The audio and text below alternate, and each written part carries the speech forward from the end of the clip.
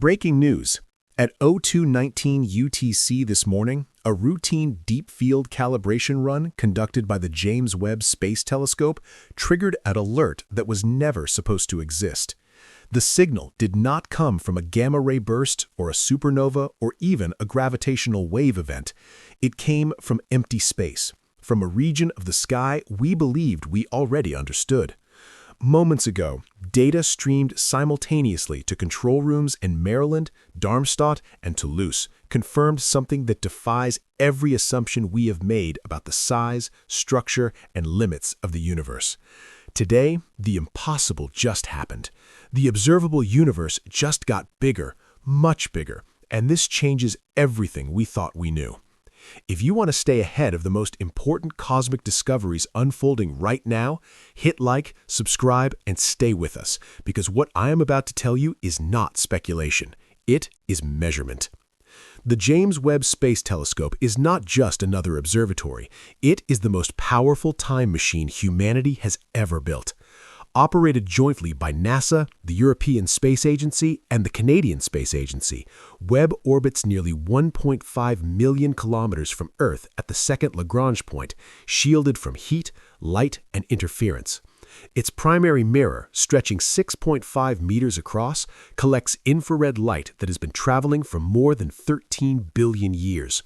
Alongside Webb, confirmation instruments from the Hubble Space Telescope, the Atacama Large Millimeter Array in Chile, and radio arrays linked through the European Space Network were all brought online within hours. Data verification teams at Harvard, Caltech, and the Max Planck Institute independently confirmed the readings.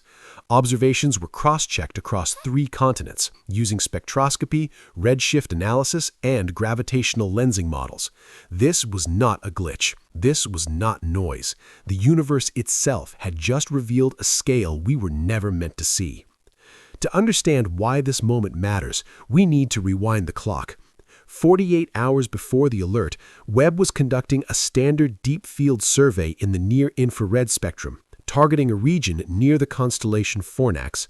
The objective was routine: refine galaxy formation models by observing faint background objects behind known galaxy clusters. At that time, nothing unusual appeared in the data stream. The background temperature hovered at 2.725 Kelvin, exactly as predicted by the cosmic microwave background. Redshift values aligned neatly with lambda CDM models. Everything made sense. Then, 11 hours later, an anomaly appeared. A faint arc of light emerged behind a known gravitational lens, too faint, too red, and too distant to fit any known category. Initial estimates placed it beyond a redshift of Z equals 16. That alone would have been historic, but the numbers didn't stop climbing.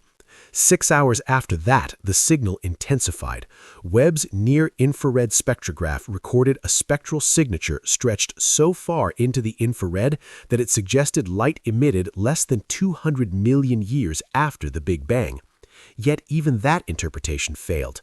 The luminosity profile was wrong. The structure was wrong. The scale was wrong. At this distance, galaxies should be small, chaotic, and dim. What Webb was seeing was massive, organized, and alarmingly bright. Computational models flagged the object as physically impossible. According to known cosmology, there simply had not been enough time for something that large to exist. Then came the acceleration readings. Gravitational lensing models, refined using data from ALMA and Hubble, showed distortions that could not be explained by visible matter alone. The mass required to bend light in this way exceeded estimates by nearly an order of magnitude.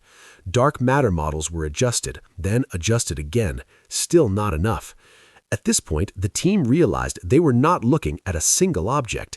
They were looking at a layered structure, multiple vast formations stacked behind one another, extending far deeper into space than any survey had ever revealed.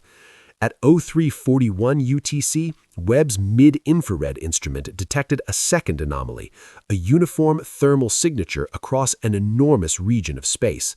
Not hot, not cold, precisely balanced. The temperature variance across millions of light years differed by less than 1/10,000th of a Kelvin. No natural process could produce such symmetry at that scale. Cosmic inflation theory strained to explain it. Quantum fluctuation models collapsed under the data. The universe, it seemed, was not just larger than we thought, it was more ordered. As the investigation intensified, teams began running simulations around the clock. Dr. Elaine Moravec at Caltech led gravitational modeling efforts, feeding Webb's data into supercomputers normally reserved for planetary defense scenarios. The results were unsettling. The models suggested that the visible universe, the part we believed extended roughly 93 billion light-years across, might represent only a local pocket, a bubble. Beyond it, structure continued, vastly, smoothly, purposefully.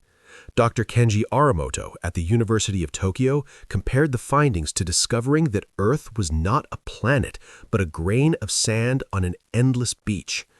Two hypotheses quickly emerged. The first was conservative, grounded in known physics but stretched to its absolute limits. Perhaps cosmic inflation had not ended uniformly. Perhaps there were regions where expansion continued longer, creating superstructures beyond our observable horizon.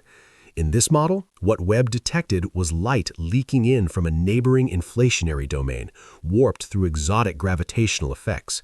It was radical, but still natural. The second hypothesis was far more controversial. It suggested that the uniformity, scale, and energy distribution hinted at regulation, control. Not intelligence in the familiar sense, but a framework, an underlying architecture shaping cosmic expansion itself. Debate erupted behind closed doors. Internal memos circulated between NASA and ESA marked restricted. One line, later leaked, read simply, "This pattern is not random." Meanwhile, Webb continued observing. 12 hours after the initial alert, the structure appeared to change. Not physically move, but clarify. Edges sharpened. Internal regions brightened.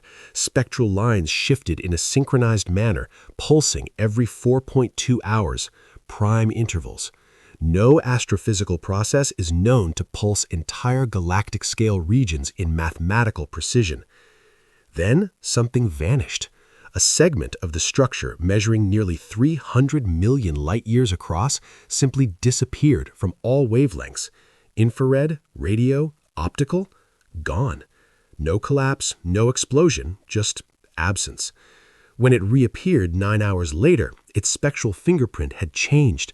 Heavier elements, higher metallicity, as if time itself had flowed differently there. On Earth, subtle effects followed. Satellite operators reported brief navigation errors. Not failures, corrections. GPS clocks adjusted by nanoseconds without command. Radio astronomers detected faint interference at frequencies normally reserved for deep space telemetry. Even Earth's magnetic field registered fluctuations measured in fractions of a nanotesla. Insignificant on their own, meaningful in context. Around the same time, migratory birds across multiple continents altered routes by small but consistent margins. No one panicked, but everyone noticed. In control rooms, the mood shifted from excitement to quiet unease. I remember staring at the data feed, watching numbers scroll that no longer had labels. The team realized we were no longer just observing the universe. The universe was, in some subtle way, responding. Alignments emerged between distant structures and our local supercluster, not pointing directly at Earth, but not random either, like gears meshing at unimaginable scales. As the days passed, the narrative changed. This was no longer about distant galaxies. It was about context, about where we are. Philosophers were consulted alongside physicists. Theologians quietly requested briefings. One question echoed in every discussion. If the universe is larger, far larger than we imagined, what does that make us? An accident or a feature? In the calm after the chaos, a different emotion surfaced. Awe. Not fear, but humility. Maybe we are not witnessing the end of understanding, but the beginning. Maybe this terrifying scale is not a threat, but an invitation to think bigger, to question deeper, to accept that reality is richer than our models. The universe has always been silent, but now in its vastness, it feels less indifferent. As of this moment, Webb continues observing. The structure remains, stable, watching perhaps, or simply existing beyond our need for meaning. One final data point logged just minutes ago shows a new shift in the spectral curve, subtle but deliberate.